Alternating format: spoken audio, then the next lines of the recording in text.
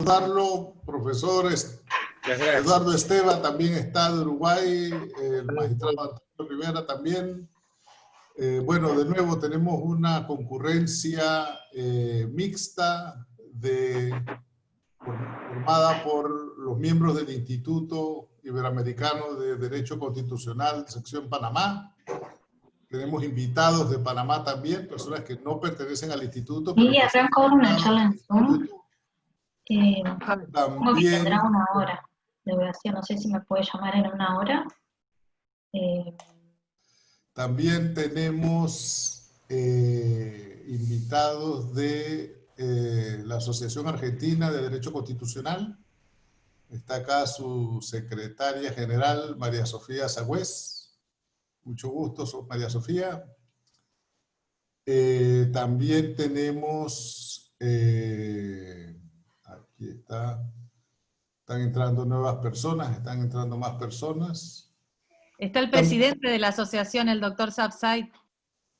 Ah, sí, Daniel. ¿Cómo está Daniel? Mucho gusto. Sí, Daniel, María Sofía, Jorge Banossi ya han pasado por el púlpito virtual de estas sesiones, ya han ofrecido sus conferencias.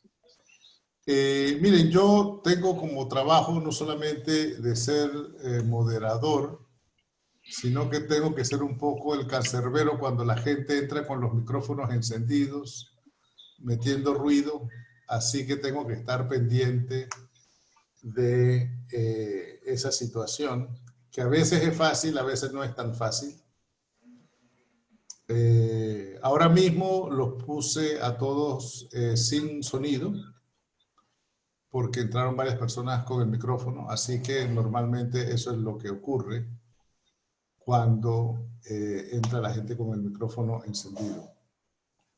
Bueno, en el día de hoy tenemos la presentación, la conferencia de uno de los grandes del derecho constitucional actual, el doctor Néstor Pedro Sagüez.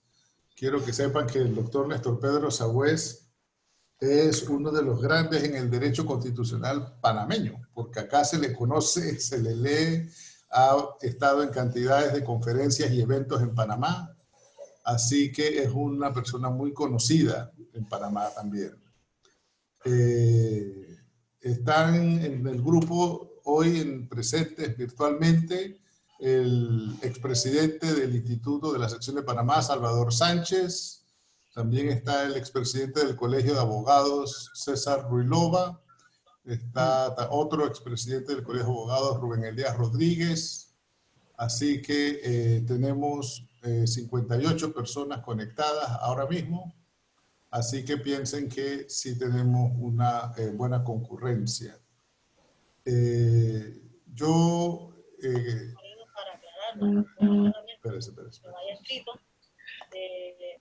Aquí estas cosas pasan. Ok. Entonces, el doctor Sagüez nos va a dar una conferencia por unos 40 minutos, Néstor Pedro, más o menos, ¿sí? Unos 40 minutos. Después de eso vamos a hacer una breve ronda de preguntas y respuestas. Siempre pueden escribir sus preguntas en el chat. Yo leeré las preguntas en el chat. Bueno. Yo leeré las preguntas en el chat. Si no quieren hacer las preguntas de viva voz, si prefieren hacer las preguntas de viva voz, entonces me lo indican. En el chat me pueden indicar que desean hacer una pregunta y yo les paso la palabra después que Néstor Pedro termine con su presentación. Así que, Néstor Pedro, adelante. Ponga en sonido su terminal y lo escuchamos.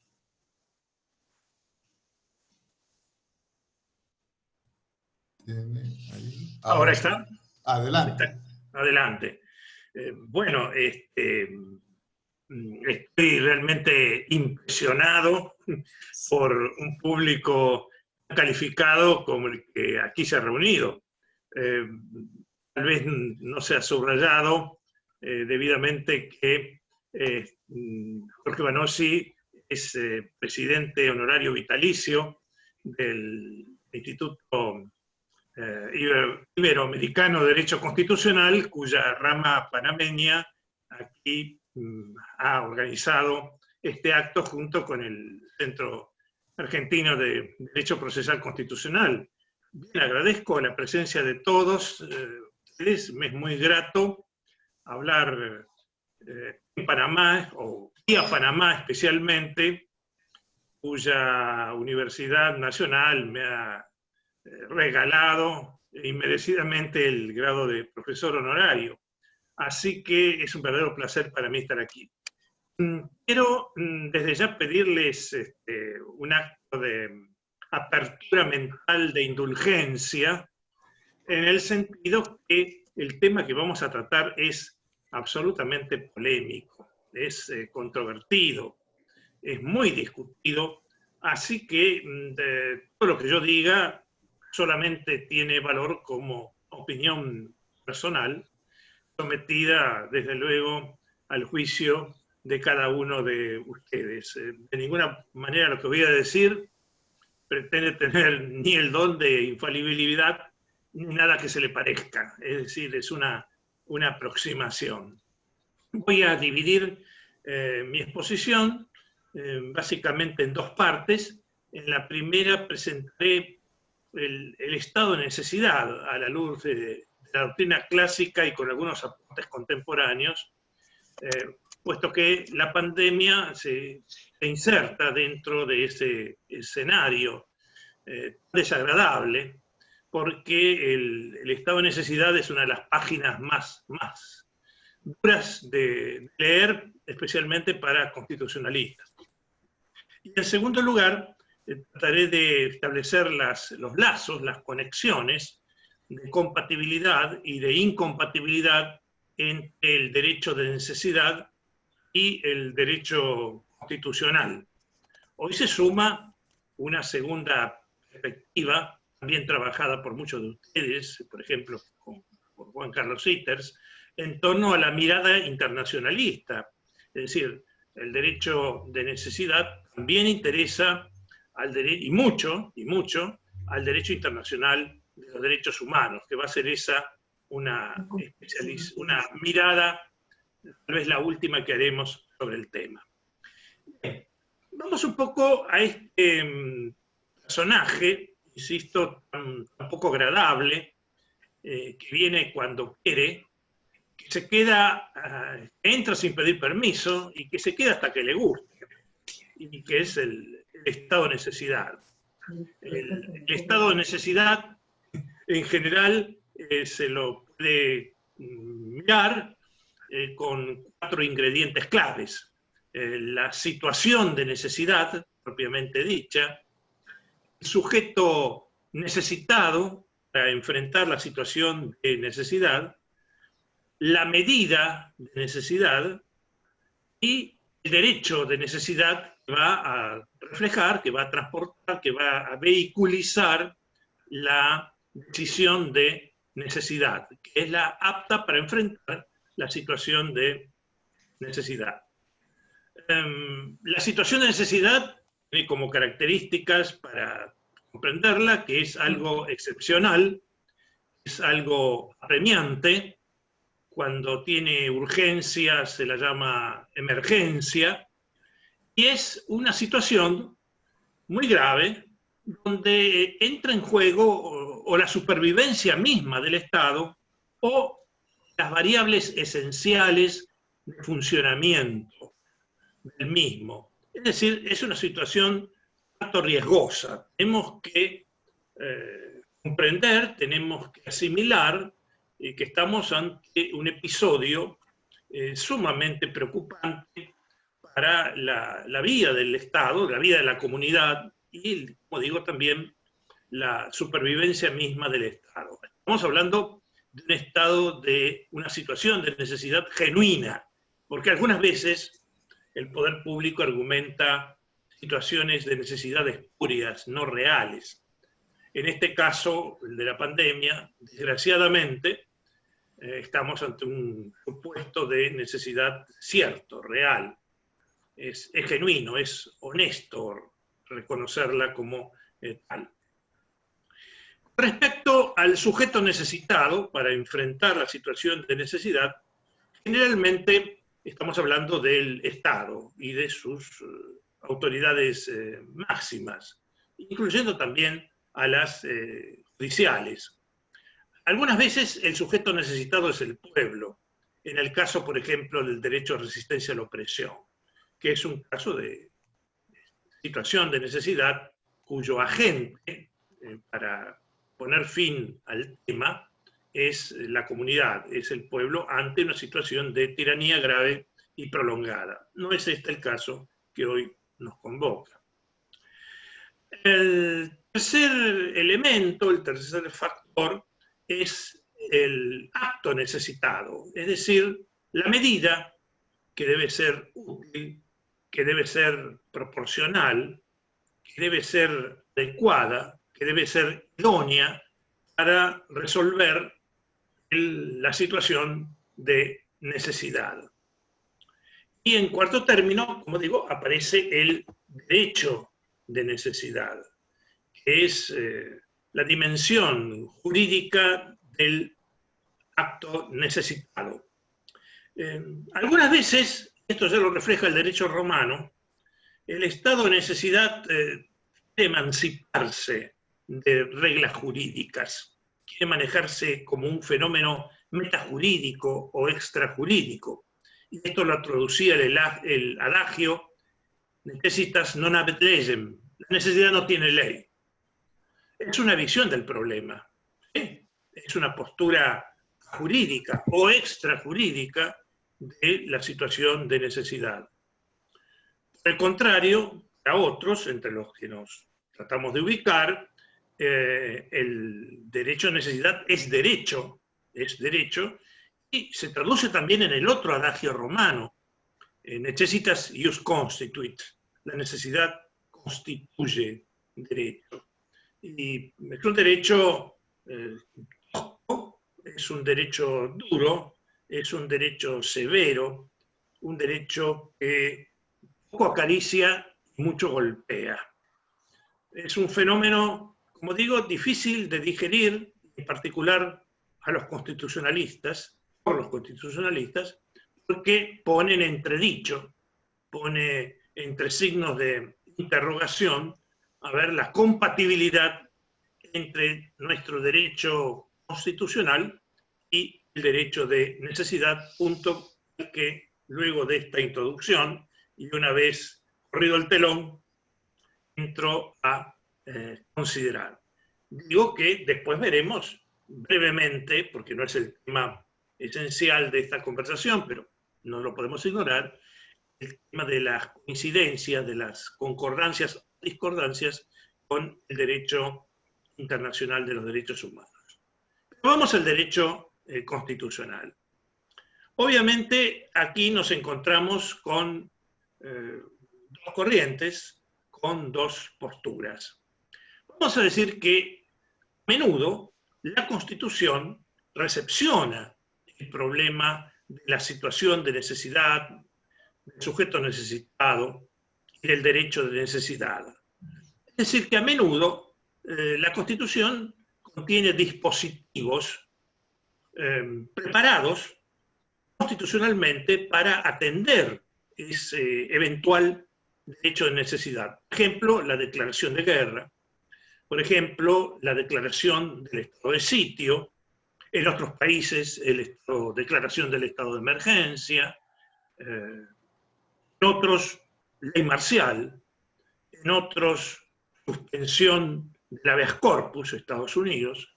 Esto asume diferentes dispositivos jurídicos, la intervención a las provincias en los estados federales, son también herramientas constitucionales que están en el arsenal del derecho constitucional para comprender, para asimilar y para resolver las situaciones que generan el estado de necesidad y el derecho de necesidad.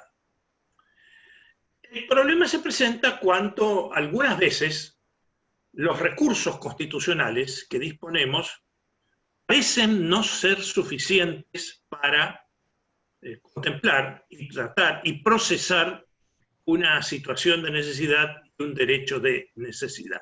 Aquí entramos ya en las zonas riesgosas, en las zonas minadas, donde se esbozan distintas soluciones. Veamos algunas.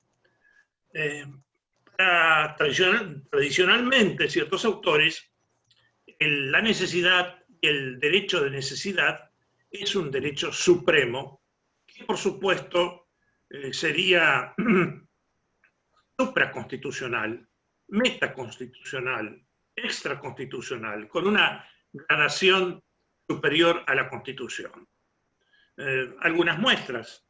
Tomemos, por ejemplo, a Jean Bodin, el autor de la teoría de la soberanía, que afirma que nada es ignominioso a la luz de la necesidad.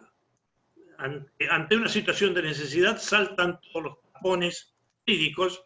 Claro, no había en esa época constitución en Francia, pero sí había leyes fundamentales del reino que de algunas maneras eran anticipos serios de lo que después sería el derecho constitucional. Otro autor, Gabriel Naudet, distingue inclusive o asigna al estado de necesidad una justicia diferente a la justicia propia de las situaciones normales. Hay una justicia natural, afirma, hay una justicia propia, una justicia clásica. Esa es para las situaciones habituales. Pero si se presenta una verdadera situación de necesidad, aparece una que se llama justicia artificial. Hasta axiológicamente va a crear un valor superior al de la justicia, que vendría a ser la reina de los valores constitucionales. Es la justicia artificial del estado de necesidad. Y para terminar con este pantallazo de pensadores muy cotizadores del derecho de necesidad, recordemos que para Maquiavelo la necesidad, la necessità, era la ocasión donde el príncipe podía demostrar o debía demostrar su virtud, es decir, su capacidad para ser príncipe, su ingenio, su agudeza, su habilidad para enfrentar situaciones graves, situaciones donde debía resolver los asuntos con la dureza, con la firmeza propia de lo que la necesidad requería e implantaba. Este escenario, como vemos, hipercotiza a la necesidad y, para traducirlo en términos modernos, al derecho de necesidad. Frente a eso, tenemos una corriente más moderada, más jurídica, digamos así, que no deja de reconocer lo grave de la situación de necesidad y no deja de reconocer la importancia del derecho de necesidad.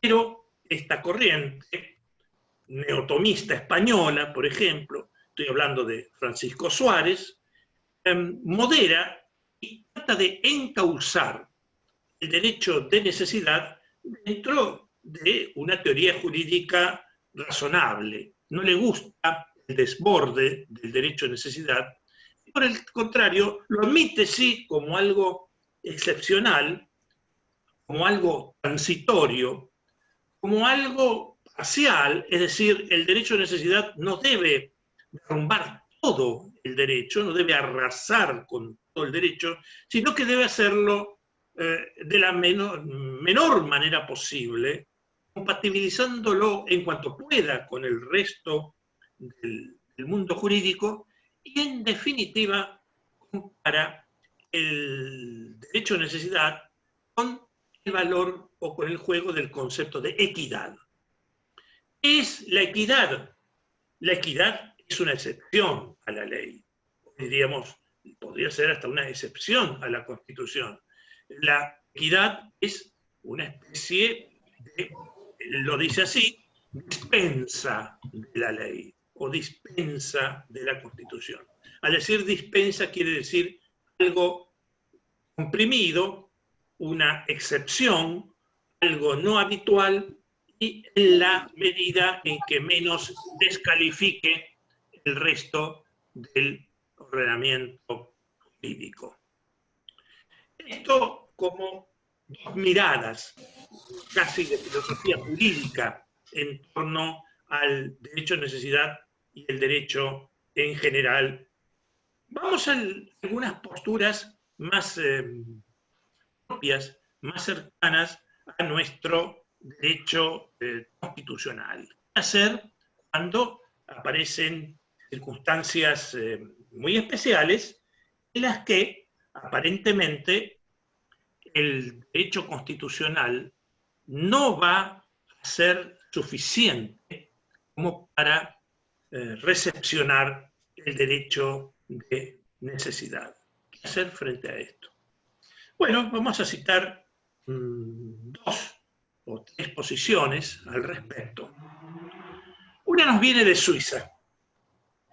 Suiza, en las dos grandes guerras mundiales, tuvo que enfrentar una verdadera situación de necesidad ante lo siguiente. Si bien Suiza era neutral, fue neutral, de hecho, no obstante, tuvo que tomar medidas excepcionales para la protección de su tesoro, literalmente, hablo del sistema bancario suizo.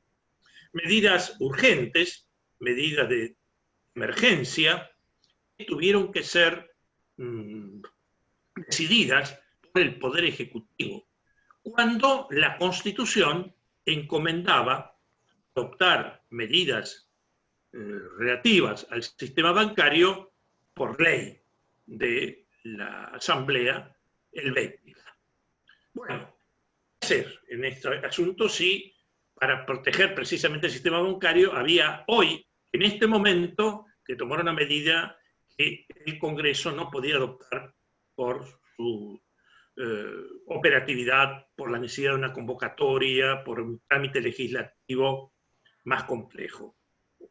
Bueno, Burckhardt, un autor suizo de gran jerarquía, observaba que en este caso, por supuesto, autorizaba la norma a dictar por el Poder Ejecutivo, pero que esa aparente transgresión de la Constitución no era violación o infracción a la Constitución, sino que era producto de una categorización de las normas constitucionales. Escribe Burckhardt lo siguiente: en la Constitución tenemos dos tipos de normas. Es inexacto decir, explica Burckhardt, sostiene Burckhardt, que todas las reglas constitucionales valen lo mismo. Hay algunas que están estrictamente vinculadas a la subsistencia del Estado suizo. Por ejemplo, artículo 1 de la Constitución de 1874. Suiza, Confederación Helvética, se compone de los siguientes cantones, tal y cual. Esta norma quiere decir que hay un Estado suizo, nominalmente denominado Confederación Helvética, aun cuando en los hechos pueda más bien ser un Estado federal. Esta es una regla de primera categoría. Es una regla necesaria de subsistencia. Hay otra regla constitucional que afirma o escribe que el sistema bancario suizo se determina por ley del Poder Legislativo, de la Asamblea Nacional. En ese caso, escribe Burckhardt, si la regla número 1 entra en riesgo ante el temor cierto, no teórico, real, genuino, de caída del sistema bancario y de crisis tensiva. Crisis tensivas son las que ponen en riesgo la funcionalidad del sistema económico y del sistema político. En tal supuesto, debe prevalecer la regla 1 sobre la regla 2. Y la regla que indica que Suiza es un Estado justifica que en una situación de emergencia sea el Poder Ejecutivo el que adopte la medida de emergencia que constitucionalmente debería tomar el Congreso. Menciono esta alternativa jurídica. Otra alternativa muy seguida en la doctrina norteamericana, ha sido la doctrina de la doble lectura de la Constitución, que ha dado un poco lugar al título que aquí estamos considerando. Esta doctrina se grafica en algunos casos como Wilson contra New o a la Chester, donde la Corte norteamericana, la Suprema Corte, indica que hay dos maneras de leer la Constitución, dos maneras de interpretar, dos maneras de aplicar la Constitución. La Constitución en épocas de normalidad y la Constitución en épocas de emergencia. Es la misma Constitución, pero la modulación de la Constitución no es idéntica.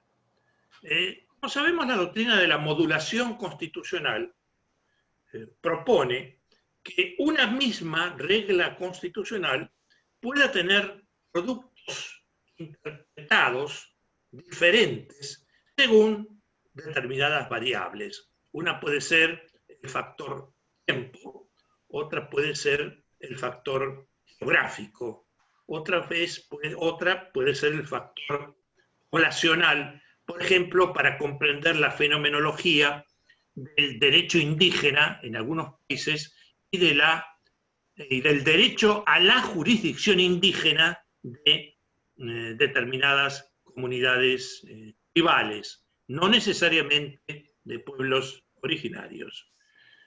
Muy bien, en este caso, la doble lectura de la Constitución aconsejaría que el texto constitucional tuviera distintas modulaciones según el momento en el que se aplica, y así, por lo tanto, si el país vive en una situación de emergencia ante un estado de necesidad real, genuino, las conclusiones en torno a la extensión y la superficie de los derechos personales y en torno a la capacidad de los poderes públicos para atender la situación de emergencia sean diferentes a las épocas de normalidad.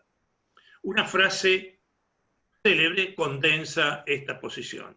Lo que es constitucional en momentos de necesidad, en momentos de emergencia, no sería constitucional en épocas de normalidad.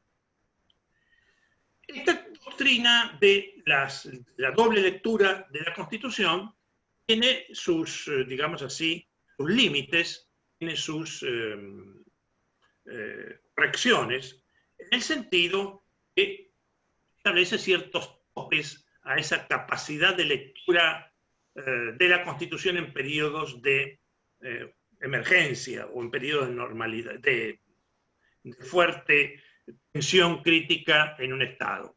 Por ejemplo, que los derechos pueden ser, sí, moderados, los derechos pueden ser dilatados, pero que los derechos constitucionales no pueden ser desvirtuados, no pueden ser extinguidos o no pueden ser afectados, no pueden ser mutados, ha dicho nuestra Corte Suprema, sobre pretexto de la emergencia.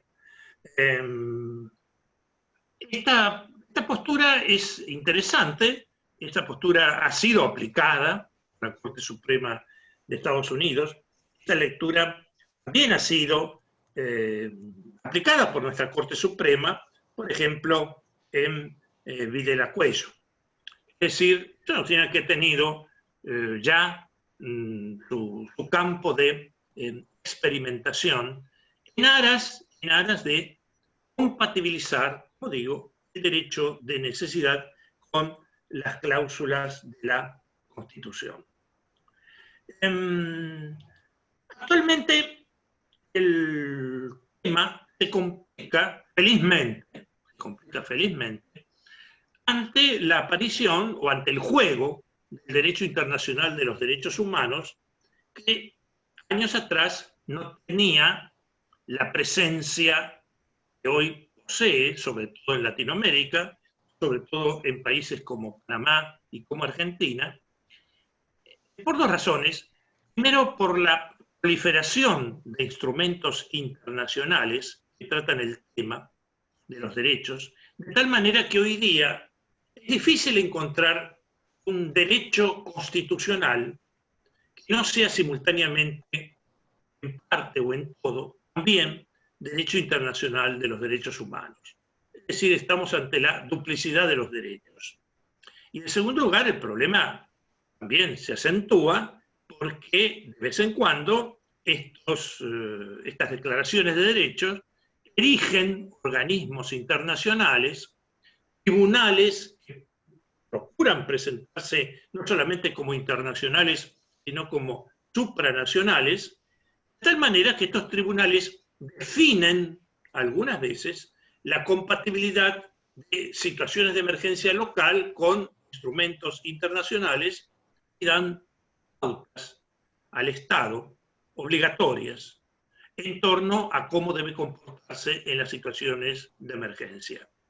Me gustaría recordar, no más, las recientes resoluciones e informes de la Corte Interamericana de Derechos Humanos del 9 de abril y de la Comisión Interamericana de Derechos Humanos del 10 de abril de este año, precisamente con motivo de la pandemia. Es cierto que lo que dice la Comisión Interamericana no tiene el peso de lo que dice la Corte Interamericana. Que lo que dice la Corte Interamericana es en general un material controlante dentro de la doctrina del control de convencionalidad. De todas maneras, lo que dice la Comisión Interamericana no es de hecho irrelevante, a lo menos es soft law, o sea, un derecho liviano, pero un derecho que puede impactar de algunas maneras en la interpretación, en la inteligencia, en la aplicación de las cláusulas constitucionales locales del derecho de necesidad local. Por ejemplo, una regla que han subrayado las dos, la Corte Interamericana y la Comisión Interamericana, es que las restricciones a los derechos deben ser por vía de ley, y fundamentalmente por vía de ley formal. Es decir, una ley sancionada por el Poder Legislativo con el espacio de diálogo, con el espacio de debate, con el espacio de intercambio de ideas y de transacciones políticas que se logran en el ámbito del recinto parlamentario y no, por ejemplo, solamente en un mero decreto de necesidad de urgencia.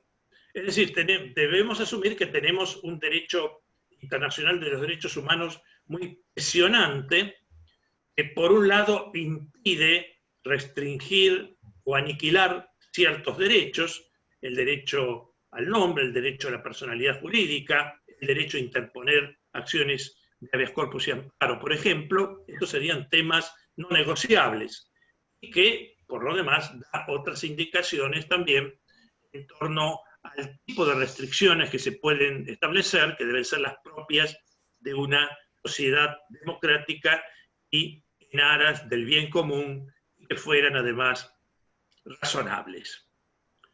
Bueno, para ir terminando el panorama, con toda crudeza, lo que voy a decir ahora, podemos también entrar en un ámbito donde el derecho de necesidad puede golpear tan fuertes las puertas del derecho constitucional que puede suscitar o puede plantear situaciones de imposibilidad material o situaciones de imposibilidad racional de cumplimiento de la Constitución frente a episodios genuinos, configurativos de un estado de necesidad. Tuvimos un supuesto que fue un dato histórico para Argentina, en 1853, cuando se dicta su Constitución, el artículo si no me acuerdo, si no me equivoco, indicaba que la ciudad de Buenos Aires era capital de la República Argentina. Ocurría que la ciudad de Buenos Aires y la provincia de Buenos Aires con la ciudad se habían emancipado y conformado posteriormente el Estado de Buenos Aires, de tal manera que las autoridades nacionales, las autoridades de la Confederación Argentina, prácticamente no podían instalarse en Buenos Aires, en tanto y en cuanto Buenos Aires, como digo, se había separado. ¿Cómo se resolvió eso? Bueno, ante una ley que estableció la capital provisoria de la Confederación Argentina, la ciudad de Paraná. No estaba dispuesto por la Constitución, pero fue una norma de necesidad muy comprensible, muy entendible, que duró durante un periodo de 7 años hasta que se produjo la reunificación del país a raíz del Pacto de San José de Flores y de la reforma constitucional.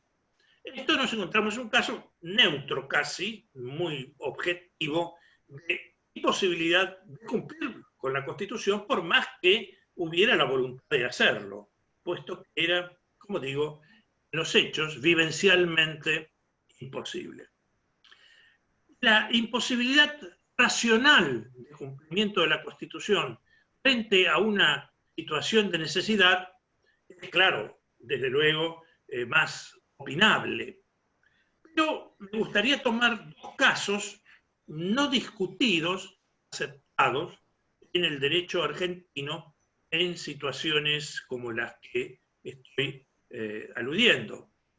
Uno fue, continuando con el episodio que les estaba comentando de la separación del Estado de Buenos Aires y la reunificación en 1860, que Buenos Aires demanda para la reincorporación la reforma de la Constitución Nacional. La Confederación Argentina está de acuerdo con eso. Bien, cambiemos la Constitución, adaptemos la Constitución al respecto. El problema era que el artículo 30 de la Constitución vigente impedía reformarla hasta el 9 de julio de 1863. Ante eso nos encontrábamos con la disyuntiva de o cumplir con la Constitución, dejar el país dividido, o por 3 años, o unificar el país infringiendo el artículo 30 de la Constitución. Hubo consenso, hubo acuerdo en precisamente superar la valla normativa de la Constitución en aras de un valor supremo, legítimo, consensuado por todos, como era la unificación nacional.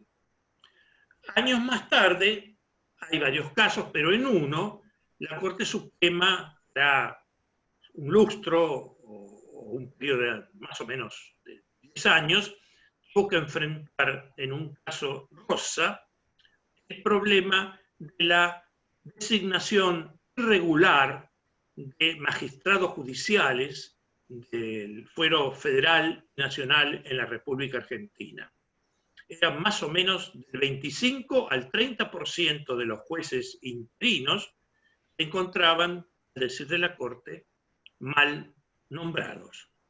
Ante eso, el cumplimiento de la Constitución habría sido el siguiente: declararlos nulos los nombramientos de estos jueces y tal vez provocar la nulidad de los actos procesales, incluyendo las sentencias que hubieran pronunciado.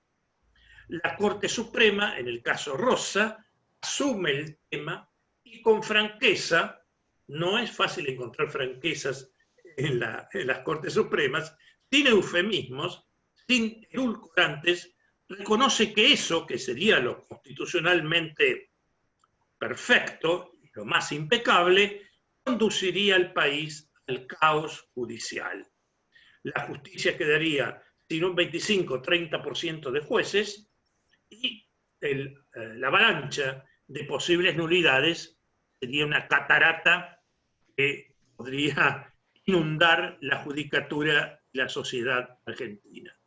Ante eso, la Corte Suprema no declara la nulidad de esos nombramientos ya ahora, no declara la nulidad de las sentencias o resoluciones que hubieran emitido estos jueces, sino que dilata a un año, concede ese plazo al Congreso y al presidente de la Nación, el Consejo de la Magistratura, para que arbitren un sistema constitucional de designación de los magistrados del caso.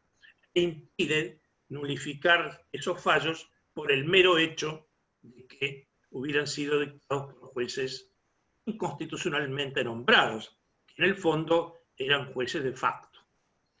Tenemos aquí unas muestras de, digamos así, una aplicación, si prefieren, de algunas cláusulas constitucionales con las características que en ambos supuestos esta inaplicación fue legítima, trató de evitar el caos y lo logró, y fue además consensuada. Eran soluciones que prácticamente han logrado unanimidad. Del mismo modo, y con esto concluyo, cuando la Corte Suprema de Minnesota en Estados Unidos, en el célebre caso Naftalin versus King, que Julio Cueto Rúa destacó y divulgó en Argentina, resolvió no declarar inconstitucional un impuesto, no obstante, del Estado de Minnesota, no obstante que ese impuesto era inconstitucional. Resuelve no declararlo, porque si así lo proclamaba, si así lo resolvía, esa declaración implicaba el caos económico para el Estado. Porque el Estado no podía devolver todo lo que se había recaudado por ese tributo, porque ya estaba invertido, ya estaba en un ambicioso programa de obras públicas. Y además porque eso habría provocado la suspensión del programa que estamos comentando, que estamos refiriendo, de tal modo que habría también contribuido a provocar un caos económico en el estado en cuestión. Como Minnesota no dispone de la maquinita para imprimir dinero y no podía contraer un empréstito por el gigantesco monto que significaba ese impuesto, la Corte Suprema del Estado resuelve no declararlo inconstitucional, pese a estimarlo inconstitucional, con lo cual aplicó la Constitución estatal, aunque alertó al Congreso del Estado de Minnesota que si volvía a repetir en el próximo presupuesto ese impuesto de naturaleza inconstitucional, entonces sí o sí lo declararía violatorio de la ley suprema local. Como ven, estamos jugando con fuego, estamos jugando con mineral inflamable, estamos en un terreno minado, estamos en una zona harto peligrosa, donde el riesgo en adoptar una tesis u otra es cierto. En última instancia, la decisión para determinar si un derecho de emergencia colisiona con la Constitución, si un derecho de emergencia, por el contrario, puede entendérselo aceptado o consentido, aunque sea regañadientes, por la Constitución. El órgano programado para resolver esa tensión constitucional va a ser, en definitiva, el Poder Judicial y el intérprete supremo de ese Poder Judicial. Con más, hoy, una revisión internacionalista si esa decisión del máximo intérprete constitucional local infringe alguno de los derechos humanos de fuente internacional. En este caso, en el en este caso propio de Latinoamérica, naturalmente, la Corte Interamericana podría invalidar un juicio de una Corte Suprema Nacional si es que ese razonamiento era incompatible, por ejemplo, y no es el único ejemplo, con la Convención Americana sobre Derechos Humanos. En síntesis, estamos ante un escenario difícil, ante casos difíciles, donde se requiere, por un lado, amplitud de criterio, serenidad y franqueza. Estamos también en un terreno donde los poderes públicos pueden manipular negativamente las variables que hemos enunciado y donde pueden abusar del derecho de necesidad, muchas veces tornándolo o aplicándolo de manera innecesariamente opuesta a la Constitución.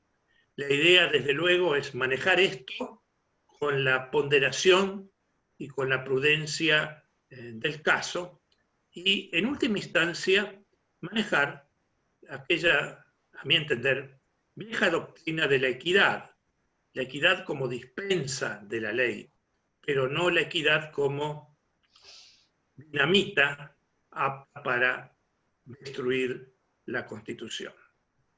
Me parece que si le parece también al señor moderador, podemos entrar ahora en el espacio de comentarios, preguntas, observaciones.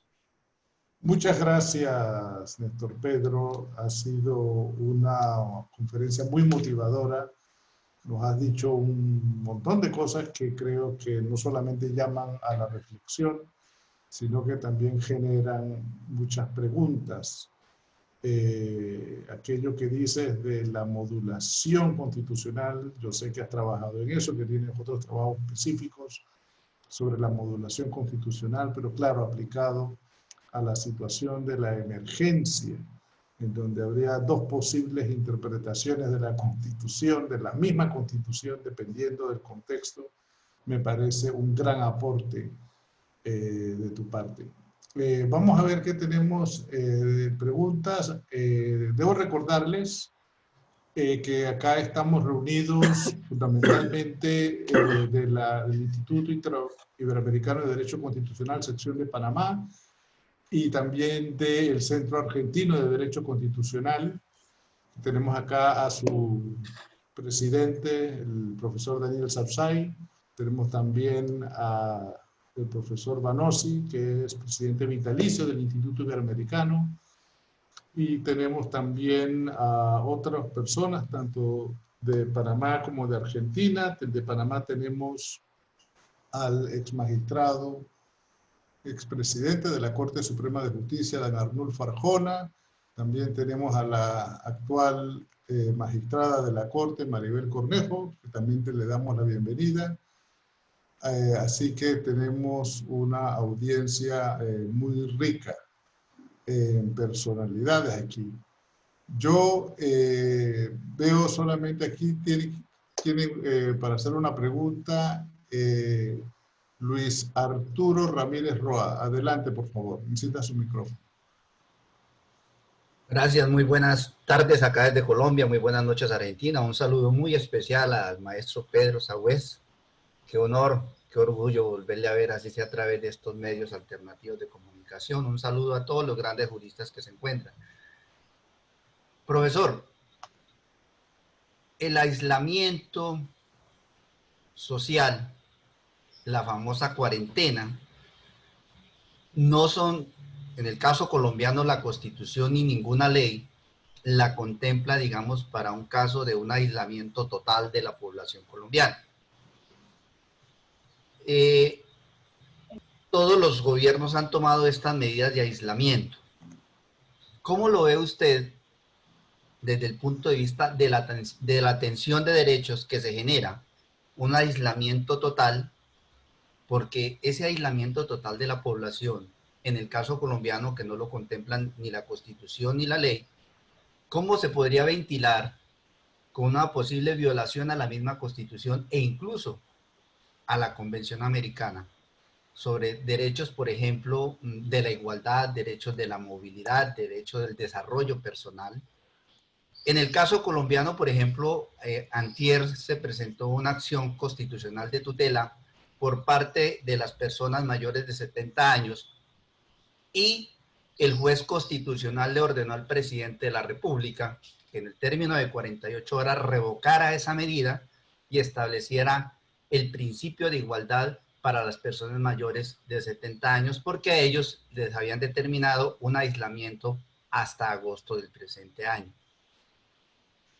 Entonces me gustaría escuchar su opinión. ¿Cómo ve usted ese entre comillas, constitucionalidad de este aislamiento general de la población frente, digamos, a otros derechos fundamentales establecidos en las diferentes cartas políticas de nuestros estados? Muy buena tarde, gracias. Sí, muchas gracias. Adelante, profesor Sagüez.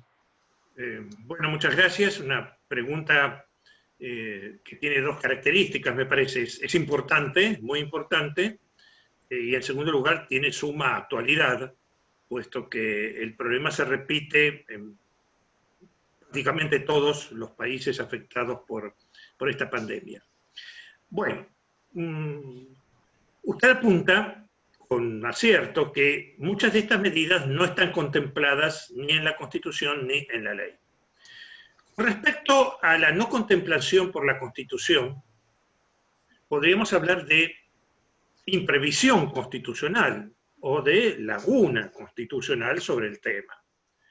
El tema de las imprevisiones constitucionales y o de las lagunas constitucionales se los puede ver de distintas maneras. Una es la imprevisión como negación, o sea, no está, entonces está prohibido.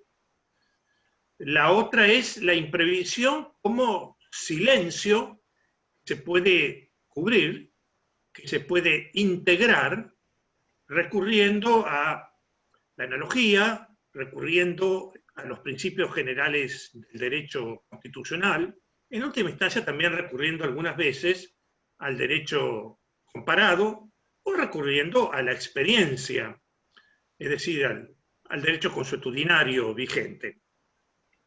Me parece que el punto de partida para verlo, jurídico, ¿no?, es la doctrina de la Constitución como instrumento de gobierno, que, como ustedes saben, es más vieja que la escarapela, o más o menos, porque es de 1815, 17, o sea, estamos en la misma corte de Marshall en Estados Unidos, Martin versus Hunter.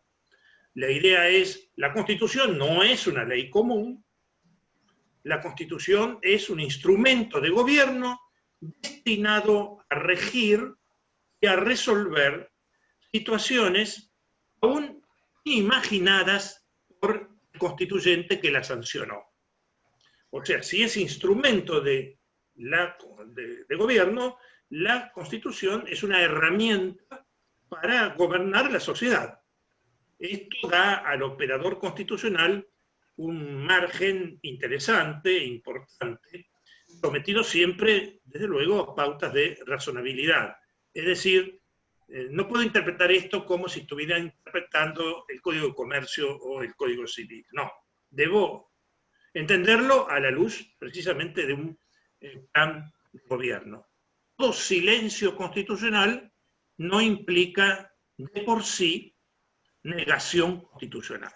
Esto hace unos años tenía un gran debate cuando muchas constituciones no reformadas no hablaban de la integración regional. Y sin embargo, habíamos firmado el Pacto de San José de Costa Rica y habíamos aceptado que hubiera una Corte Interamericana, etc. Y para muchos, bueno, si no está en la Constitución la transferencia de competencias del Estado Nacional a un organismo internacional o supranacional o regional, esto es nulo, esto es inconstitucional. No, sin embargo, no era así. De hecho, el pacto se aplicaba, pese a que en ese momento quizás la mayoría de las constituciones guardaban silencio al respecto. O sea, si no está, no es de por sí inconstitucional, visualizada la Constitución como instrumento de gobierno. Conrad Gese, años después, aportará otro argumento y dirá la famosa doctrina de la Constitución del tiempo.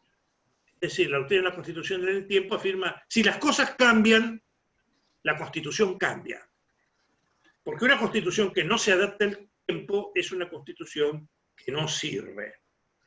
Por lo tanto, que una medida no esté en la Constitución no significa que sea de por sí inconstitucional si la medida es razonable, si la medida es legítima, más aún si tiene, ojalá lo tenga, una fuerte dosis de consenso.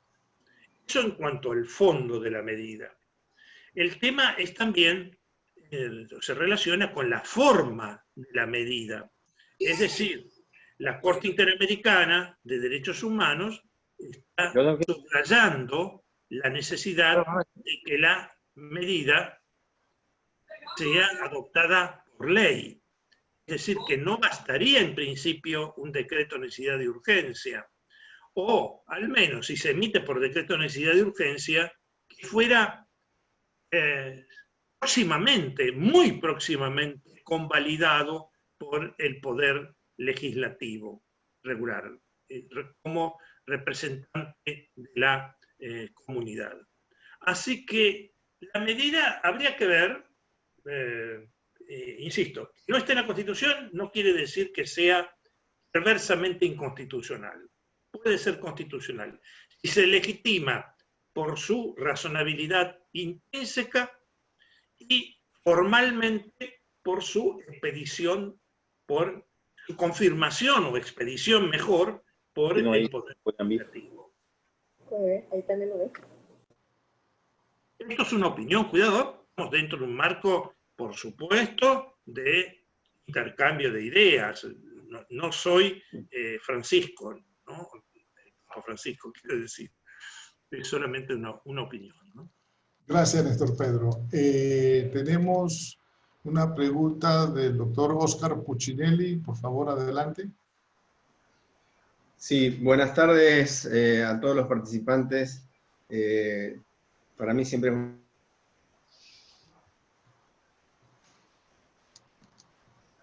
Lo perdimos.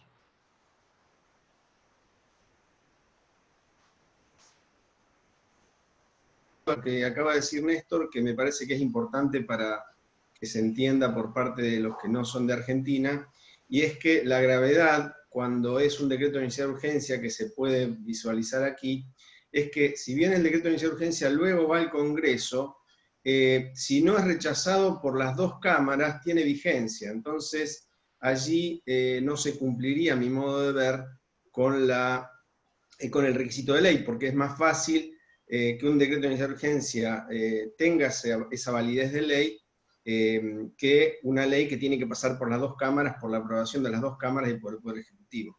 Esto sería una primera cuestión. La pregunta en concreto, que va para el maestro, es la siguiente. Yo he observado, por ejemplo, en esta etapa, estamos todos muy preocupados por el tema de la emergencia del coronavirus, he observado que tribunales constitucionales, como el Tribunal Constitucional Alemán, han abordado en tiempo real situaciones muy acuciantes relacionadas con los derechos y las libertades. Concretamente, cuestiones relativas incluso a manifestaciones públicas, concurrencia a misa en la etapa de Semana Santa o en la misma semana del Ramadán para otras cuestiones. Incluso declaró inconstitucional una ley que no preveía excepciones en cuanto a la posibilidad de tener reuniones, es decir, muchísimas resoluciones que han atendido en tiempo real, y esto yo no lo observo en similar magnitud en el ámbito latinoamericano y concretamente en mi país, donde tenemos un sistema diferente. La pregunta es si él observa que algunos sistemas de control de constitucionalidad están mejor preparados para responder con una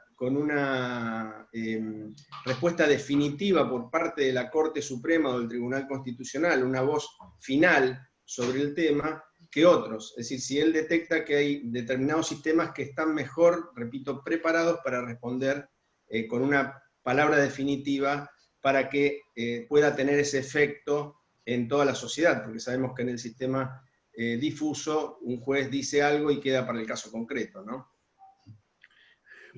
Sí, muchas gracias. Vamos a aclarar que Puccinelli ha realizado una magnífica obra de compilación y de evaluación de la jurisprudencia del Tribunal Constitucional Federal Alemán, así que muy reciente factura y novedad, todavía no está impresa, está en vías de impresión. Es decir, que su aporte tiene la virtud de acercarnos datos muy útiles.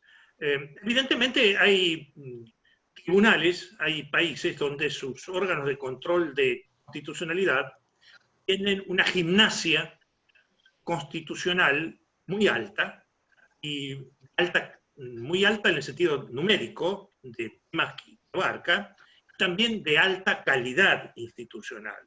Y esto hace que puedan elaborar conclusiones muy razonables y dignas de ejemplaridad, o sea, dignas de seguimiento.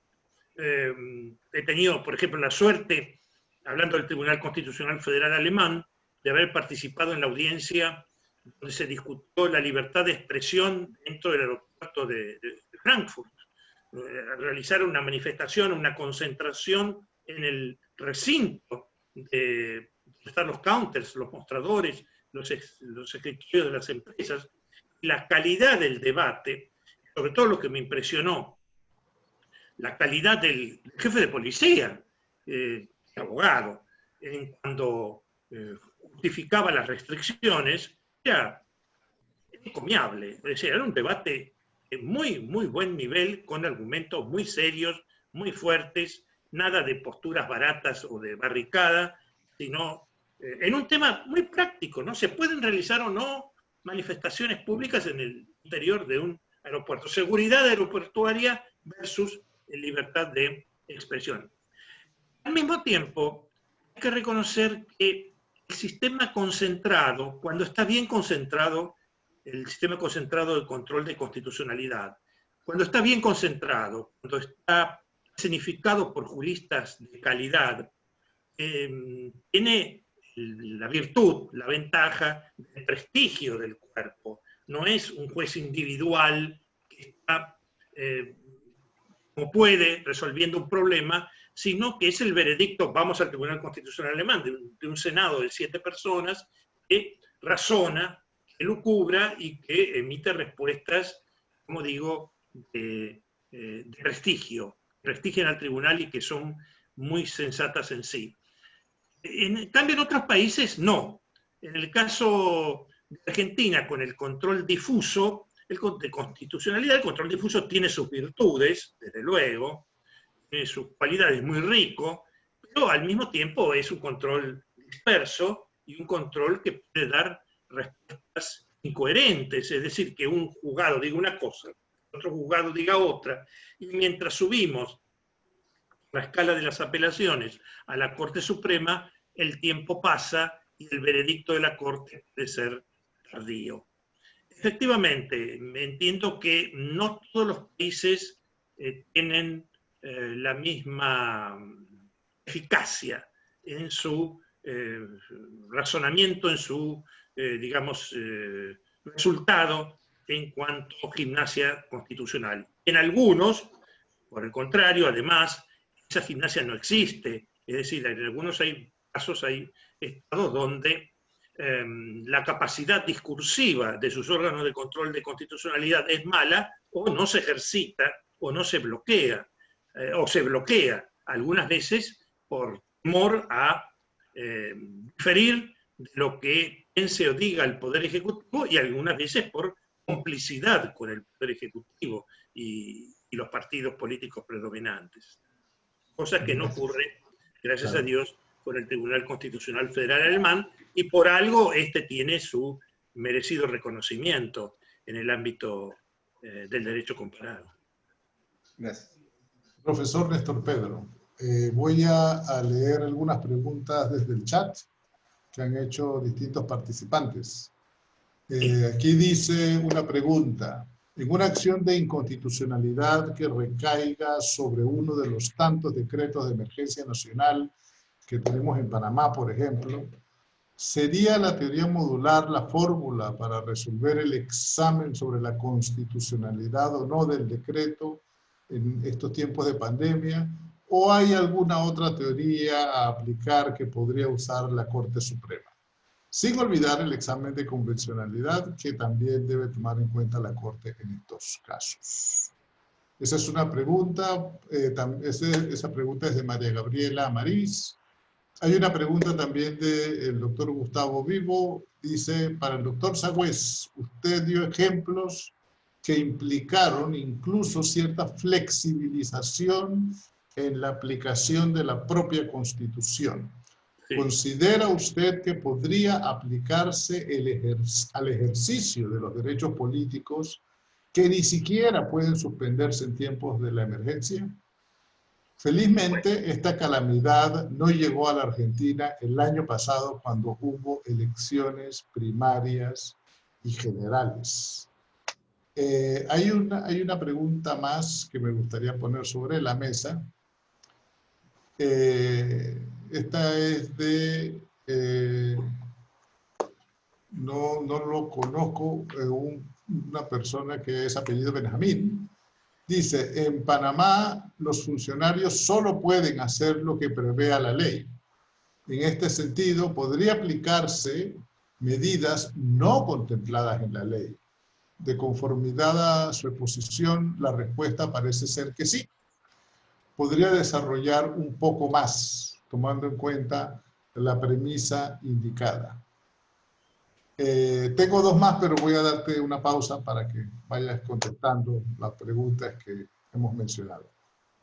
¿De acuerdo? Bien. Voy a tal vez alterar el orden de las respuestas. La cuestión de cómo interpretar la Constitución en el periodo de emergencia y su diferenciación con la interpretación en el periodo de normalidad, es un tema apasionante, como digo, peligroso también, pero que generalmente se lo ha visualizado en temas económicos. Es decir, en situaciones donde la crisis es básicamente económica y donde el Estado algunas veces ha hecho beneficencia con el bien de los demás, como por ejemplo prorrogando alquileres, reduciendo alquileres, evitando desalojos con las propiedades de los particulares, claro está.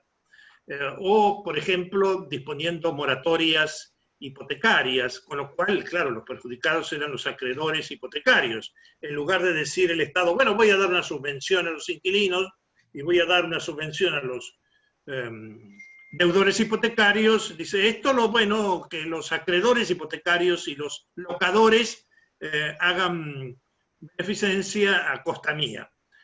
Bueno, lo ha hecho muchas veces en el ámbito económico. En materia de restricciones políticas, en virtud de la emergencia, no es fácil encontrar tantos ejemplos, pero recuerdo uno, justamente el Tribunal Constitucional Federal, alemán, tal vez Oscar Puccinelli pueda darme el nombre concreto, en ocasión de los distritos electorales para diseñar las circunscripciones uninominales. Parte de la Cámara de Diputados alemana federal se integra por un método proporcional, de representación proporcional, y parte por distritos uninominales. Pero en determinado momento se comprueba que el diseño de esos distritos, por X razones, no era correcto, era irrazonable. Había distritos donde tenían una gran cantidad de población y otros con población mucho más reducida, y en ambos elegía un diputado. Bueno, la Corte Suprema entendió que eso era en principio inconstitucional por irrazonabilidad. Pero el tema es que se venían las elecciones. Y entonces, ¿qué hacer frente a eso? ¿Suspender las elecciones? ¿O si se hubieran realizado, nulificar las elecciones? porque los distritos eran incorrectos. ¿Eso qué provocaba? El caos legislativo. ¿Qué ocurría? Esos legisladores mal designados debían cesar en sus cargos y no haber, por lo tanto, parlamento, porque los anteriores legisladores habían ya finalizado su gestión. Hacer frente a eso, la Corte Interamericana, el Tribunal Federal Constitucional Alemán resolvió, requería al Estado que remodelara los distritos correctamente, pero no nulificar una elección al respecto. Bueno, con esto quiero decir que en general las restricciones han sido más bien de tipo económico-social, cosa que en la actual pandemia no están así. Las restricciones son de tipo más bien personal, más que económico-financiero, pero hay restricciones, claro, a la apertura de los comercios, a la habilitación de industrias y de ciertas actividades mercantiles. Aquí lo que vamos a manejarnos es con la doctrina de la razonabilidad, es decir, en última instancia tendrá que ser la judicatura la que evalúe la relación de causalidad y la relación de proporcionalidad que debe guardar la medida tomada por el Estado a raíz de la pandemia a fin de determinar si es constitucional o no. Algo parecido, no idéntico, pero parecido al control judicial de causalidad y de razonabilidad y de proporcionalidad que ha hecho la judicatura en su momento con respecto a las medidas restrictivas adoptadas por el estado de sitio o durante el estado de sitio. Es decir, algo más o menos semejante. Partiendo, sí, podemos partir del supuesto de la presunción de constitucionalidad de ciertas medidas. Una de las preguntas aludía a... no llegué a entender bien la cuestión de qué otras doctrinas podría manejar la Corte Suprema para enfocar este asunto, el asunto de las restricciones en materia de pandemia. No sé si ese era el objetivo de la pregunta, no lo llegué a captar debidamente. No sé si me la puede repetir, la pregunta número 1, por ejemplo. Sí, correcto, profesor. Básicamente la pregunta estaba dirigida a preguntar si además de la teoría de la modulación que formulaste, hay otras teorías que le permitirían a la Corte interpretar la Constitución, digamos, con una flexibilización de la interpretación o de las normas de interpretación habituales. Bueno, sí, desde luego hay varias teorías. Una de las más, digamos, de moda actualmente es la doctrina de la Constitución viviente. La doctrina de la Constitución viviente aconseja interpretar la Constitución conforme a las valoraciones y creencias sociales imperantes en el momento en que el juez realiza la interpretación. Es decir, que la Constitución no sería una estatua, un documento estático, sino un documento cambiante en función de las valoraciones sociales. Esta doctrina se vincula, por algunos, con aquella tesis que desconfía de la legitimidad de los jueces que no han sido electos democráticamente para cumplir un rol de control de constitucionalidad fuerte. Entonces aconsejan dictar sentencias con consenso, para de esa manera, mediante el consenso, capitalizar políticamente aprobación a sus fallos y así, digamos, purgar una especie de, dicen, pecado original que tendría la judicatura por no ser de elección popular. La doctrina de la Constitución viviente tiene insospechadamente una proyección mayúscula en el ámbito de la Corte Interamericana de Derechos Humanos y del Tribunal Europeo de Derechos Humanos. Porque la Corte Interamericana de Derechos Humanos, en alrededor de 5 o 6 casos, dice que las convenciones internacionales de derechos humanos deben interpretarse en el sentido de textos vivientes, es decir, que deben adaptarse a las funciones y a los requerimientos de la época.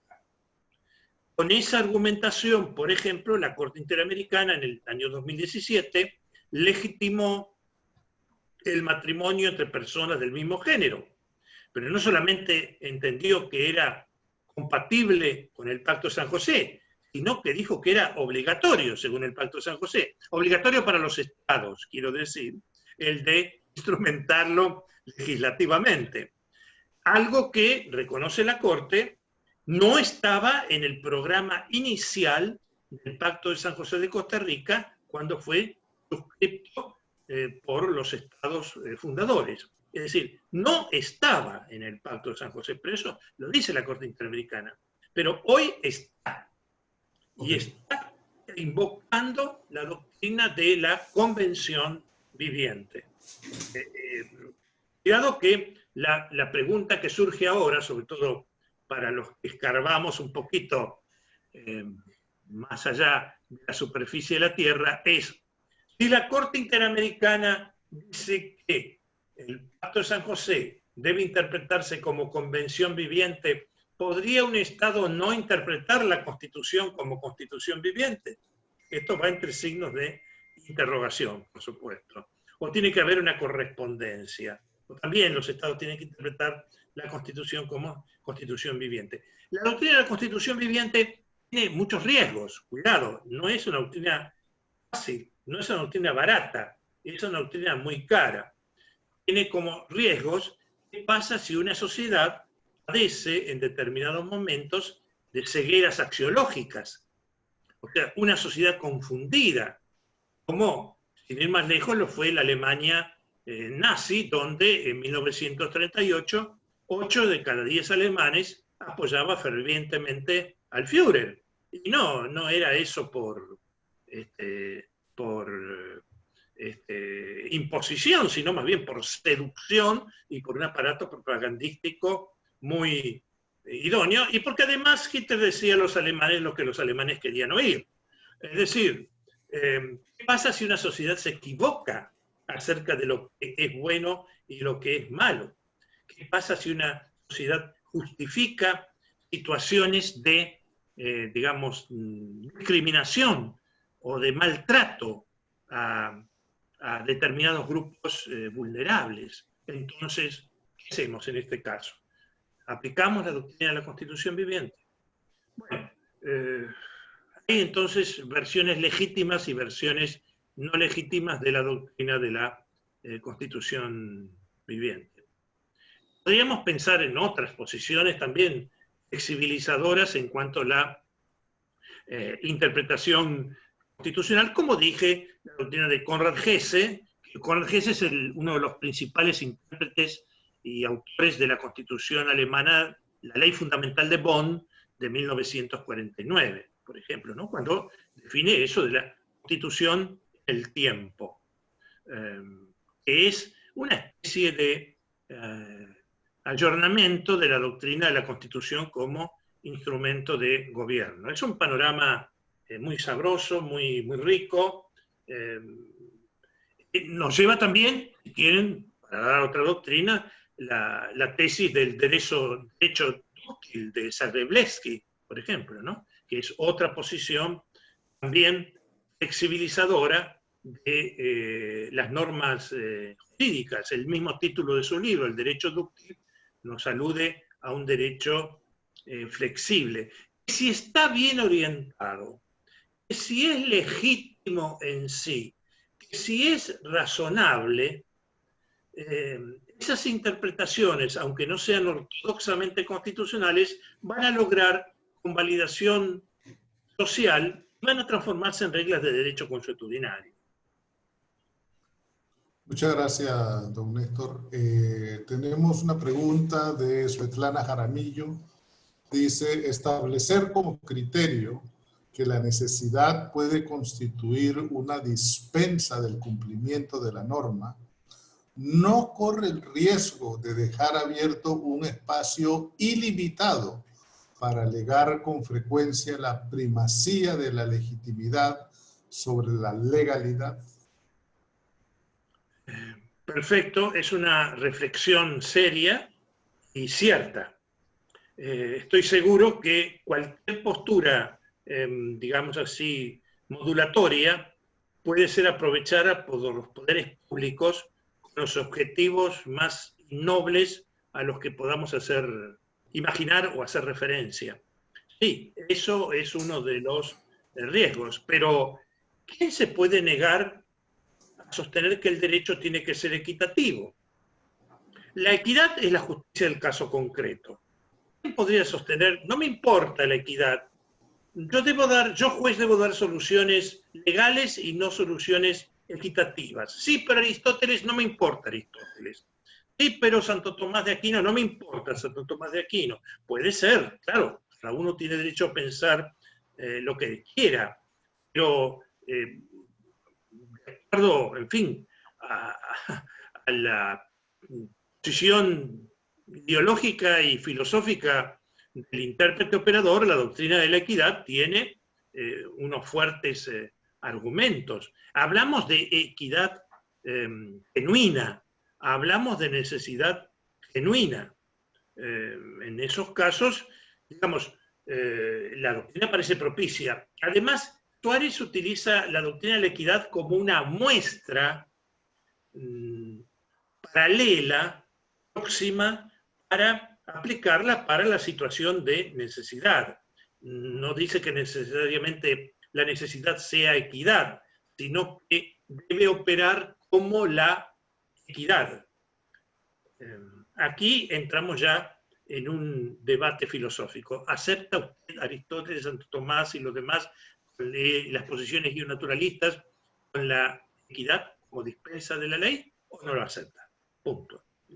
Sobre eso no hay opciones. Digamos, el debate podría ser larguísimo. Cada uno entenderá esto de acuerdo a su textura filosófica. Sí, sí. Muchas gracias, profesor. Tenemos una última pregunta que tiene que ver con un tema que yo estoy seguro que no ha escapado de nadie en toda América Latina, y es que los decretos de emergencia se han expedido con muy poco interés de preservar o de proteger los derechos humanos tal como están establecidos en convenciones internacionales. La pregunta es entonces, ¿no debe haber un control de esos decretos sobre la base de la ausencia de la protección de los derechos humanos? ¿Qué ha dicho la Corte Interamericana al respecto? No, por supuesto que tiene que haberlo, por supuesto.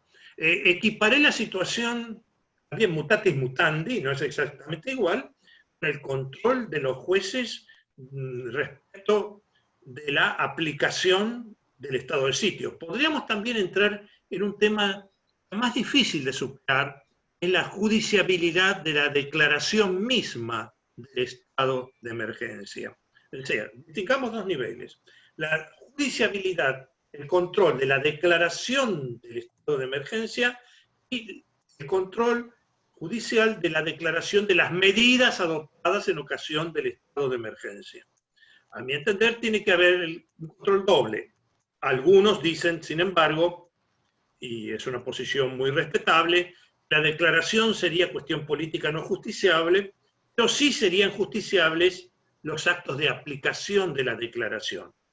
Bueno, esto lo dejamos para el debate, pero tiene que haber control sobre las medidas adoptadas en ocasión del estado de emergencia, desde luego, como las hay sobre la aplicación de las doctrinas, de las medidas adoptadas durante el estado de sitio.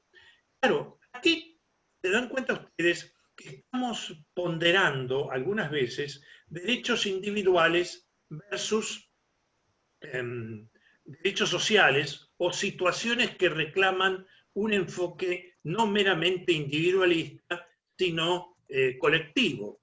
Es algo que hoy día se trabaja mucho con el tema de los procesos colectivos, en particular, más todavía, de los amparos así llamados estructurales, ¿no? Es decir, cuando estamos frente a un problema colectivo, la solución tiene que contemplar la situación del globo, de la clase, del grupo, de la comunidad, no solamente el juego del interés de la persona individual. Hay un factor que no hemos subrayado, pero que puede presentarse, que no es solamente la malignidad del Poder Ejecutivo, que generalmente que controla la emergencia, sino su torpeza, su mala praxis. Es decir, tomar medidas a la sans façon, tomar medidas desproporcionadas, inconducentes, ilógicas. Esto está ocurriendo, buscando algunas veces tipos expiatorios o emisarios como los mayores de edad, como si los mayores de edad fuéramos, salvando la distancia, los culpables de un mal social colectivo como es la pandemia, cuando en realidad son víctimas de la pandemia. Estas torpezas tienen que encontrar remedio judicial, y de hecho lo han encontrado. Por ejemplo, en la ciudad de Buenos Aires ocurrió precisamente un control judicial con relación a una resolución ministerial conjunta, así se llamaba, porque ni siquiera era un decreto de necesidad de urgencia, ni siquiera era un decreto del Poder Ejecutivo de la Ciudad Autónoma, era la resolución, una resolución adoptada por el ministro de Salud y por el jefe de gobierno de la Ciudad Autónoma de Buenos Aires, imponiendo restricciones luego disimuladas, luego edulcoradas, a la circulación de personas de la tercera edad. En este caso, hubo una acción de amparo donde un magistrado hizo lugar a eso. Lo bueno de toda esta historia es que el Poder Ejecutivo consintió la sentencia de amparo que emitió el juez en cuestión. En este sentido, cabe felicitar al juez, cabe felicitar a los promotores del amparo, pero también cabe felicitar al Poder Ejecutivo que, digamos así, se resignó, se ubicó donde correspondía y aceptó consentir el veredicto que le ponía un parate a un acto imperfecto, torpe, que había diseñado mediante la bendita resolución conjunta. Muchos de estos actos torpes se podrían moderar si fueran adoptados por un cuerpo colegiado, como el Parlamento, como es lo que la Corte Interamericana está reclamando, ya que precisamente la mirada de X número de legisladores puede enriquecer el debate y puede advertir la mala praxis legislativa que cuando la cometes uno solo, por ser uno solo, tiene más posibilidades precisamente de equivocarse. De todas maneras, es cierto que ciertas medidas deben adoptarse con suma urgencia, y también reconocer que los poderes legislativos, cuando revisen estas medidas adoptadas unilateralmente, tendrían que hacerlo en términos sumamente brevísimos para convalidar o para rectificar lo decidido unilateralmente por el Poder Ejecutivo. Muchas gracias, don Néstor. Bueno, quiero recordarles que esta ha sido una actividad conjunta de las asociaciones de Derecho Constitucional de Panamá y de Argentina.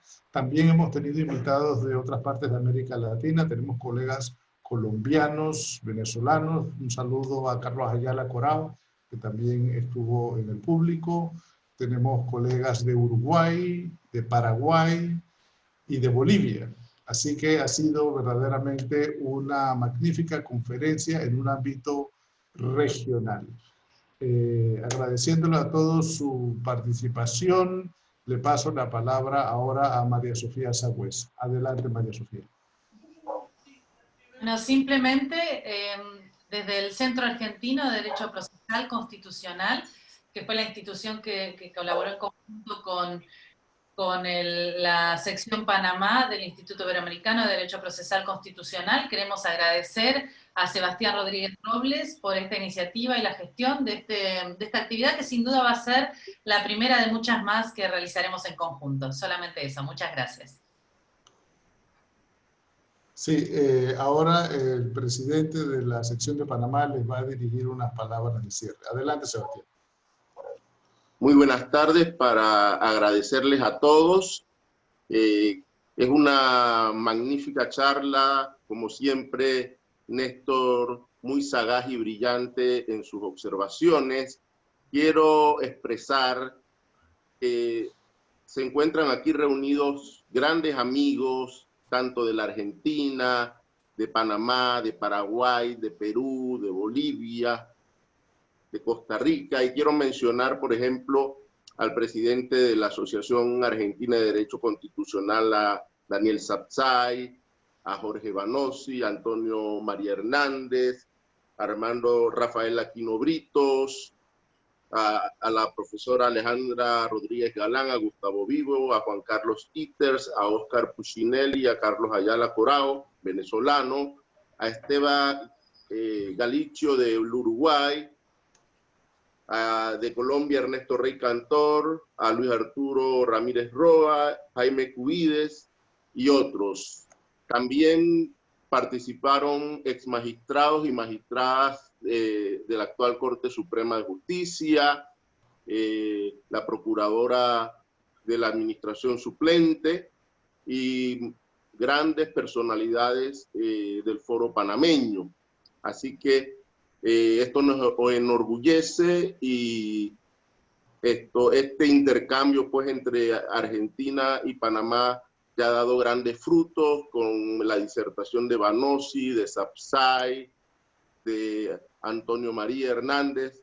Y bueno, vamos a seguir con estas actividades, y siempre pensando en la doctrina magnífica de el Río de la Plata. Muchas gracias a todos por haber escuchado al maestro Sagüez. No sé si el maestro Sagüez quiere dar algunas palabras de despedida. De paso la palabra. Bien, solamente reiterar mi reconocimiento por haberme brindado esta tribuna. Creo que el diálogo ha sido positivo para intercambiar puntos de vista. Todos reconocemos lo riesgoso de la temática, lo importante, pero lo muy positivo es que no hemos rehuido el tratamiento, sino que se ha tomado el toro por las astas y se han asumido distintas posturas en la conciencia de que nadie puede pretender aquí ser el dueño de la verdad. Pero estas reflexiones son indispensables en una sociedad democrática, y también muy lindo que la comunidad panameña, a través de la rama local del Instituto Iberoamericano de Derecho Constitucional, haya asumido esta empresa que realmente ha permitido que el Istmo se convirtiera en un foco y foro de debate de alta calidad. No estoy hablando por mí, sino por los demás expositores. Deseo entonces felicitarlos por esa gestión tan bien llevada. Muchas gracias. Bueno, muchas gracias a todos, muchas gracias, profesor Sagüez, y que tengan un buen fin de semana. Saludos. Igualmente, que lo pasen muy bien.